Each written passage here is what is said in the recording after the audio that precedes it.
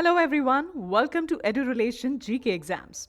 इस वीडियो में हम बात करेंगे करंट अफेयर क्वेश्चंस के बारे में जो होंगे जून 2022 के दूसरे सप्ताह के।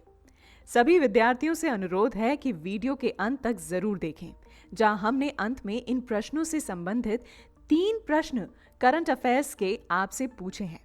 उनका जवाब भी कमेंट बॉक्स में जरूर दें। चलिए अब इन प्रश्नों की शुरुआत करते हैं। पहला प्रश्न है, हाल ही में दिल्ली सरकार ने हरिजन शब्द की जगह किस शब्द को काम में लेने का निर्णय लिया है? Right answer, Ambedkar. यहाँ दिल्ली सरकार ने हरिजन शब्द को बैन करते हुए किसी भी कॉलोनी या मोहल्ले का नाम रखने के लिए डॉक्टर अंबेडकर शब्द को काम में लेने का निर्णय लिया है। आपकी बेहतर जानकारी के लिए बता दें कि इसके साथ ही अब दिल्ली हरिजन शब्द पर रोक लगाने वाला भारत का पहला राज्य बना है। हरिजन शब्द के बारे में बात करें तो कई लोगों का मानना है कि हरिजन शब्द आक्रामक और अपमानजनक है, लेकिन अब इस फैसले के बाद दिल्ली में सड़कों, कॉलोनियों, मोहल्लों, क्लिनिक सभी जगहों से हरिजन शब्द को जल्द ही हटाकर डॉक्टर अंबेडकर किया जाएगा। अगला प्रश्न है, प्रतिवर्ष विश्व पर्यावरण दिवस वर्ल्ड एनवायरनमेंट डे किस तारीख को मनाया जाता है? राइट आंसर, 5 जून को। हमारे विद्यार्थियों को बता दें कि इस दिवस को प्रतिवर्ष 5 जून को पर्यावरण को शुद्ध रखने के प्रति लोगों को जागरूक करने के उद्देश्य से मनाया जाता है। इस वर्ष इस दिवस की थीम ओनली वन अर्थ यानी केवल एक पृथ्वी रखी गई है। ध्यान रहे कि इस दिवस को मनाने की शुरुआत वर्ष 1972 में संयुक्त राष्ट्र संघ की ओर से की गई थी। अगला प्रश्न है, हाल ही में किसे यूनियन बैंक ऑफ इंडिया की नई प्रबंध निदेशक एमडी के रूप में नियुक्त किया गया है? राइट आंसर, ए मणिमेखलाई। आपकी बेहतर जानकारी के लिए बता दें कि मणिमेखलाई यहाँ इस पद पर राजकिरण राय जी का स्थान लेंगी। आप ये भी ध्यान रखें कि इसके साथ ही यूनियन बैंक की प्रधान निदेशक एमडी बनने वाली ए मणिमेखलाई प्रथम महिला हैं। ए मणिमेखलाई के बारे में बात करें तो इससे पहले ए मणिमेखलाई कैनरा बैंक की कार्यकारी निदेशक थीं और इसके अलावा वो विजया बैंक की महाप्रबंधक के साथ बैंगलोर उत्तर क्षेत्र की प्रमुख भी रह चुकी हैं। अगला प्रश्न है, हाल ही में किस टेनिस खिलाड़ी ने फ्रेंच ओपन 2022 में पुरुष एकल का खिताब जीता है? Right answer, Rafael Nadal. यहाँ स्पेन के टेनिस खिलाड़ी राफेल नडाल ने फ्रेंच ओपन 2022 चैंपियनशिप में कैस्पर रूड को हराकर पुरुष एकल का खिताब जीता है। आपकी बेहतर जानकारी के लिए बता दें कि नडाल ने फ्रेंच ओपन 2022 जीतकर करियर का 22वां ग्रैंड स्लैम अपने नाम किया है। इसके साथ ही 36 साल के राफेल नडाल फ्रेंच ओपन जीतने वाले सबसे उम्रदराज खिलाड़ी भी बन गए हैं। राफेल नडाल के इससे पहले के खिताबों की बात करें तो इन्होंने वर्ष 2005, 2006, 2007, 2008, 2010, 2011, 2012, 2013, 2014, 2017, 2018, 2019, 2020, 2022 में कुल 14 बार फ्रेंच ओपन, वर्ष 2009 और 2022 में ऑस्ट्रेलियन ओपन, वर्ष 2008 और 2010 में विंबलडन तथा 2010, 2013, 2017, 2019 में यूएस ओपन के खिताब जीते हैं।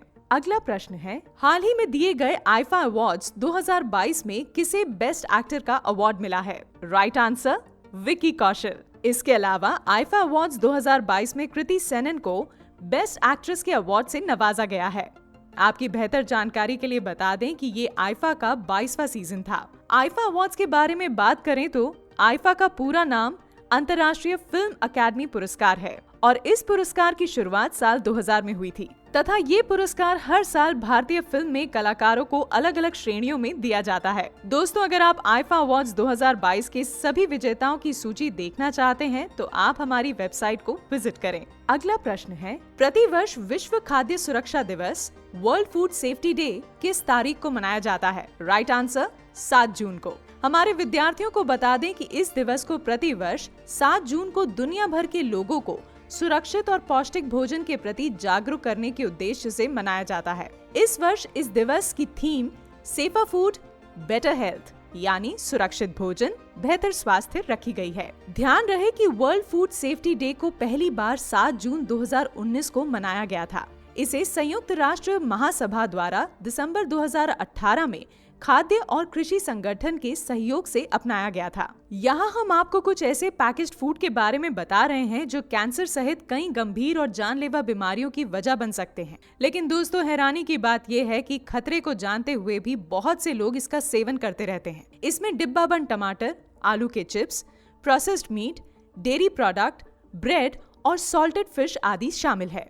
अगला प्रश्न है, हाल ही में बजराम बेगज किस देश के नए राष्ट्रपति बने हैं? Right answer, Albania. यहाँ अल्बानियाई सशस्त्र बलों के चीफ ऑफ जनरल स्टाफ का पद संभालने वाले बजराम बेगज अल्बानिया के नए राष्ट्रपति बने हैं। आपको बता दें कि अल्बानिया के संविधान के अनुसार पहले 3 राउंड में एक प्रस्तावी उम्मीदवार को राष्ट्रपति के रूप में चुनने के लिए और चौथे और 5वें राउंड में 71 वोटों के पक्ष में कुल 84 वोटों की आवश्यकता होती है। अल्बानिया देश के बारे में बात करें तो ये उत्तर पूर्वी यूरोप में स्थित एक देश है और इस देश की राजधानी तिराना है, जो इस देश का सबसे बड़ा शहर भी है। ध्यान रहे कि वर्ष 1967 में अल्बानिया दुनिया का पहला नास्तिक देश बना था। अगला प्रश्न है, कौन व्यक्ति हाल ही में अंतर्राष्ट्रीय एल्यूमिनियम संस्थान AIA के नए चेयरमैन बने हैं? राइट आंसर, सतीश पाई। हमारे विद्यार्थियों को बता दें कि सतीश यहां इस पद पर अल्को कॉर्पोरेशन के मुख्य नवाचार अधिकारी बेन कर्स का स्थान लेंगे। वर्तमान समय में सतीश पाई आदित्य बिरला समूह की कंपनी हिंडाल्को इंडस्ट्री लिमिटेड के प्रबंध निदेशक हैं। बात करें इंटरनेशनल एल्यूमिनियम इंस्टीट्यूट के बारे में तो यह संस्थान वैश्विक प्राथमिक एल्यूमिनियम उद्योग का प्रतिनिधित्व करता है और इसका उद्देश्य एल्यूमिनियम उद्योग के सतत विकास को बढ़ावा देना है तथा एल्यूमिनियम के उत्पादों की विशिष्ट और मूल्यवान संपत्तियों के बारे में जागरूकता बढ़ाकर उनकी मांग को बढ़ाना है। अगला प्रश्न है, वैश्विक पर्यावरण प्रदर्शन सूचकांक 2022 के 180 देशों में भारत को कौन सा स्थान मिला है? राइट आंसर, 180वां। यहाँ भारत के इस खराब प्रदर्शन का कारण पर्यावरण जोखिम का खतरा, PM 2.5 और हवा की शुद्धता, वायु प्रदूषण, पानी और सफाई के निर्धारकों, पेयजल की गुणवत्ता, जैव विविधता, जल स्रोतों के स्वास्थ्य वर्धक प्रबंध, कूड़े का निष्पादन, ग्रीन एनर्जी में निवेश समेत सभी निर्धारक शामिल हैं। वैश्विक पर्यावरण प्रदर्शन सूचकांक के सबसे कम अंक वाले 5 देश में भारत, म्यांमार, वियतनाम, बांग्लादेश और पाकिस्तान शामिल हैं। वहीं वैश्विक पर्यावरण प्रदर्शन सूचकांक के शीर्ष अंक हासिल करने वाले 5 देशों में डेनमार्क, यूनाइटेड किंगडम, फिनलैंड, माल्टा और स्वीडन शामिल है। अगला प्रश्न है, प्रति वर्ष विश्व महासागर दिवस वर्ल्ड ओशन डे कब मनाया जाता है? राइट आंसर, 8 जून को। आपको बता दें कि इस दिवस को प्रतिवर्ष 8 जून को दुनिया भर के लोगों को महासागरों के प्रति जागरूक करने के उद्देश्य से मनाया जाता है, क्योंकि महासागर हमारी पृथ्वी पर न सिर्फ जीवन का प्रतीक है बल्कि पर्यावरण संतुलन में भी प्रमुख भूमिका अदा करता है। इस वर्ष world ocean day 2022 theme revitalisation collective action for the ocean यानी पुनरुत्थान महासागर के लिए सामूहिक कार्रवाई रखी गई है। अगला प्रश्न है, कौन व्यक्ति हाल ही में अश्विनी भाटिया की जगह SBI के नए प्रबंध निदेशक बने हैं? Right answer, Alok Kumar Chaudhary. ध्यान रहे कि आलोक कुमार की नियुक्ति के बाद अब स्टेट बैंक ऑफ इंडिया के 4 मैनेजिंग डायरेक्टर हो गए हैं। इन चारों के ऊपर चेयरमैन दिनेश खारा हैं। आलोक कुमार के अलावा CS सेट्टी, स्वामीनाथन जानकीराम और अश्विनी कुमार तिवारी बैंक के 3 अन्य मैनेजिंग डायरेक्टर हैं। आपको बता दें कि यहाँ CS सेट्टी के पास रिटेल बैंकिंग की जिम्मेदारी है, वहीं स्वामीनाथन के पास स्ट्रेस्ड एसेट की जिम्मेदारी है और अश्विनी तिवारी के पास इंटरनेशनल बैंकिंग की जिम्मेदारी है। अगला प्रश्न है, हाल ही में मशहूर महिला खिलाड़ी मिताली राज ने किस अंतर्राष्ट्रीय खेल से संन्यास लेने की घोषणा की है? Right answer, cricket. आपकी बेहतर जानकारी के लिए बता दें कि मिताली राज सबसे ज्यादा वर्ल्ड कप खेलने वाली खिलाड़ी हैं।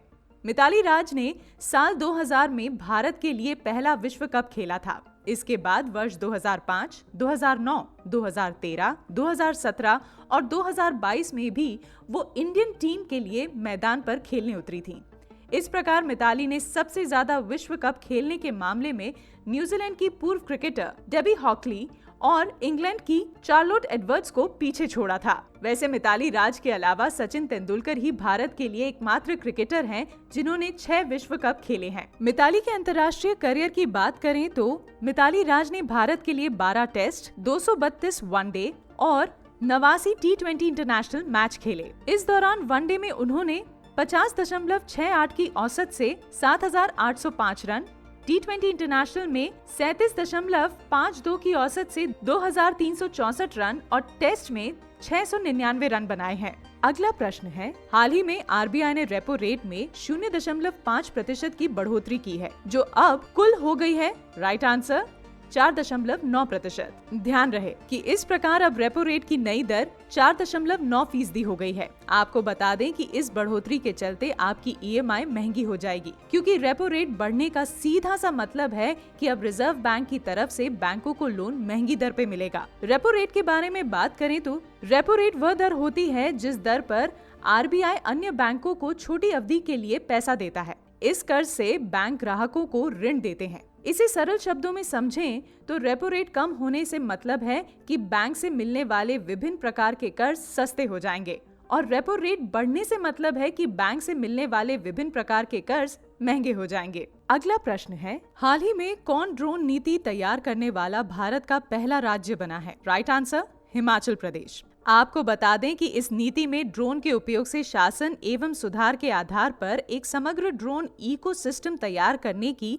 परिकल्पना की गई है। उम्मीद है कि अब इस नीति के बनने से कृषि, बागवानी, वन, उद्योग और गृह विभाग के काम आसान हो जाएंगे। वैसे तो इस नीति के बहुत से फायदे हैं, लेकिन यहाँ हम आपको नई ड्रोन नीति के कुछ मुख्य फायदों के बारे में बता रहे हैं, जो इस प्रकार हैं। यह ड्रोन रोगियों के लिए घर पर दवा पहुंचाएगा। इसके अलावा किसान बागवानों को उनके खेत खलियान तक कीटनाशक दवा भी पहुंचाएगा। और अगर आपका घर पर खाना बनाने का मन नहीं तो ड्रोन खाना लेकर भी पहुंचेगा, तथा इससे जंगलों में माफिया पर नजर रखी जा सकेगी एवं आग लगने की सूचना भी मिलेगी।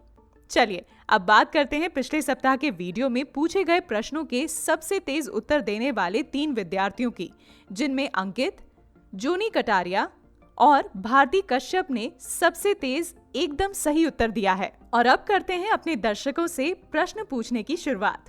पहला प्रश्न है, हाल ही में किसे एस कृष्णन के स्थान पर पंजाब एंड सिंध बैंक के प्रमुख के रूप में नियुक्त किया गया है? दूसरा प्रश्न है, किस टेनिस खिलाड़ी ने फ्रेंच ओपन 2022 में महिला एकल का खिताब जीता है?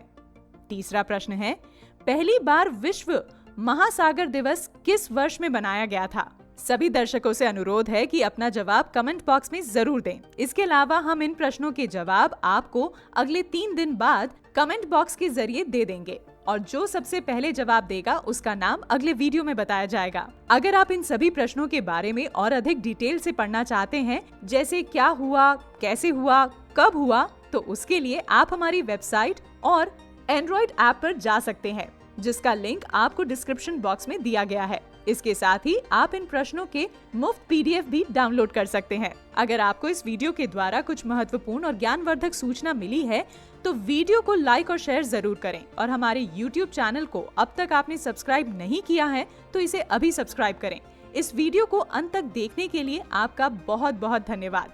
मिलते हैं आपसे अगले सप्ताह कुछ ऐसे ही नॉलेज के साथ। तब तक अपना ख्याल रखें, सुरक्षित रहें।